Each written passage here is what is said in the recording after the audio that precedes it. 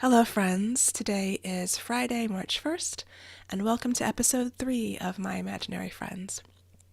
I'm Leslie, and we'll get started with this week's best thing, which is the fact that I am sitting here talking to you right now, because I've been very, very sick this week. I've been in the bed for the past 4 days, and today is really the first day I'm sort of up and about, even though I'm extremely exhausted.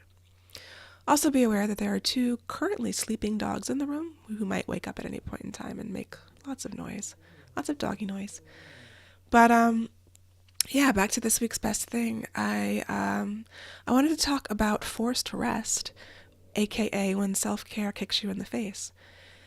There's something super humbling about being sick, and it puts things in perspective. So I had to cancel a lot of things that I was going to do this week, meetings and appointments. I had something almost every day. And I hate canceling things. You know, I don't like not meeting my obligations. I hate canceling things. But when you physically can't do anything, then it puts things in perspective. It's just like I don't have any other options. And I'm trying to take it as a larger lesson. I think the fact that one of the reasons that I've gotten so sick is I think it's a response to stress and not saying no enough to things. There's a lot of different stressors in everyone's life, but for me it's work and writing, and those two things, it's basically like having 2 full-time jobs. So I run my own business. I'm self-employed as a website developer, and I'm also an author. And so sometimes, there's ebbs and flows, and work will be very busy and writing will be a little bit more calm, or vice versa. And then there are times like now when both are very busy, when I've got multiple deadlines over the past couple of weeks and months, and for writing, and also I just launched 2 websites, and with more coming up. And so my body was just like, no, I don't think that you need to do all of that. I think that you need to rest. I'm going to make you rest. I'm going to make it so that you cannot do anything else but rest. And as awful as being sick was, I don't know if it's the flu or just an extremely bad cold, but it felt very flu-like to me. But the sort of silver lining in that was that I just got to sleep, and it was amazing. Like I do have trouble with insomnia sometimes, and even just getting to sleep. But the past couple of days, I had no problems falling asleep. Every position that I got into was the most comfortable position ever. I would wake up, turn around, just feel amazing, as I felt awful, but like so comfortable, and sink back into a dreamless, peaceful sleep that would last another few hours. And there was something really amazing and blissful and peaceful about that. Just being forced to rest and to do nothing else. I couldn't watch TV. I really couldn't read for a few days. I couldn't focus enough to do any of those things. And yeah, it was horrible and wonderful at the same time. And so moving forward, I'm just trying to figure out what I can take away from it. I didn't even feel the stress of all of my impending deadlines and tasks that were piling up in my absence.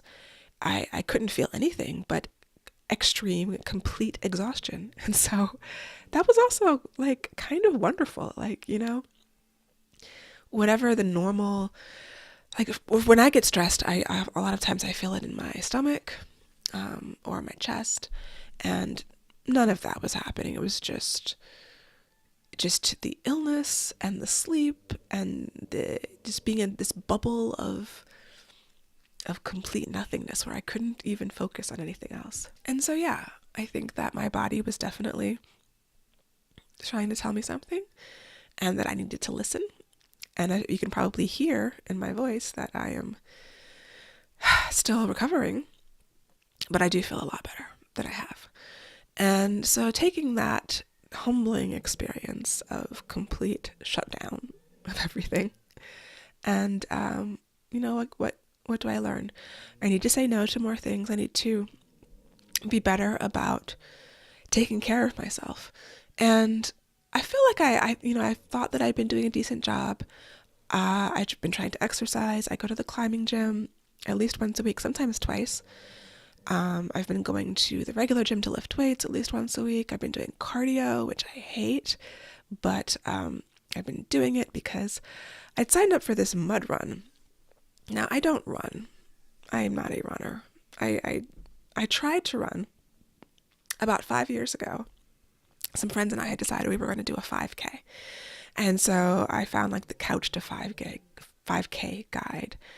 And I think on day 3, my ankle told me, Leslie, you're not really going to run a 5K, because I don't know what happened to it, but I was limping around for the next few months. And that's when I started lifting weights. It was a lot easier on my ankles, but harder on other things. It wasn't really until I found rock climbing that I was able to consistently do some sort of physical activity that I really enjoy. I love climbing. It was to the point where I was supposed to climb with my partner on Tuesday, and which was about 24 hours after I got sick. And I was trying to figure out a way to still go. Like, I did not want to cancel climbing. I'm like, I can barely move, but I want to climb so badly that I will try. But no, it was very clear that that wasn't going to happen. So I think that I've been trying to exercise and be active, because everything else is so sedentary. I'm at my computer for work and for writing, and I need to be away from it whenever I'm not doing those things. But something is still off. There's something still out of balance, and I want to do all the things. There's so many opportunities that I get presented with that I want to jump on, and because you don't know where they'll lead. I like having experiences. I like helping people. I like teaching people and saying yes to things, but there's a point at which you cannot do that. And it is very clear to me. And it's so easy to cancel and say no when you have no other option, It's hard to say no when you feel good. And yeah, I can squeeze one more thing in. It'll be hard, but I can fit it in. But it's so easy to call people and be like, I can't do that. I physically cannot come. And there's something very freeing about that, because what can they say? If they say anything, I don't care. I'm sleeping anyway, like if you're going to be, and nobody is. Like if you tell them that you're very, very sick, they're always incredibly kind, at least in my experience. So yes, the best thing is being awake, feeling better, not 100%, maybe not 50%, but much better than before. Writing update. I did not get much writing done this week. I started my fast draft on Monday. I fast drafted the first scene. I was really happy with it. And, fast drafting is great because as much as I do plot ahead of time, I still discover things as I embody and live through the scene. So, I know it's going to change things as I write. It always does. So I spend weeks plotting and figuring out, the goals and the motivations and the conflict, and trying to do as much work ahead of time as possible. But it's not until I put myself in the mind of the character and see through their eyes and go through the scene and feel and taste and touch and smell everything that's in the scene that I really get a clear idea of what's happening. And so many things unfold that way. And that's as much as I don't like first drafts, that is part of the beauty of writing. Like I really do love exploring the scenes and learning what's happening in them. And I really want to get back to it. So hopefully after a short nap, I will get back to fast drafting today. It has had an impact on my schedule, of course, but hopefully I think that I had enough padding time at the end built in to accommodate that. And I'm fast drafting for book 3 for Cry of Metal and Bone. 11 scenes so far. It will probably be more than that because some of my scenes are like monster Franken scenes that will have to be split up. But that's a manageable amount. I can fast draft 1 to 2 scenes a day when I'm on my game and completely healthy. And so by next week, I'm hoping to be done with the fast draft, and then reevaluating the schedule once again, and then work on the revising, because the fast drafts are not readable by other humans. But that's why they're fast drafts. They're just to get it out of my brain, get something on the page, and then get to revising, which is the part of writing that I like the most.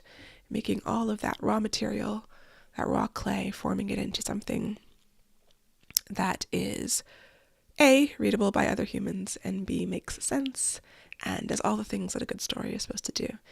And 2 or 3 revision drafts usually gets me there, or to the point where I have someone else read it and then tell me what's missing. So that's where we are today. Hopefully next week I will be feeling a lot better. I will sound stronger and not be so tired. I'm so tired. So yes, I'm going to go to bed now for a little while and then see what's happening for the rest of the day.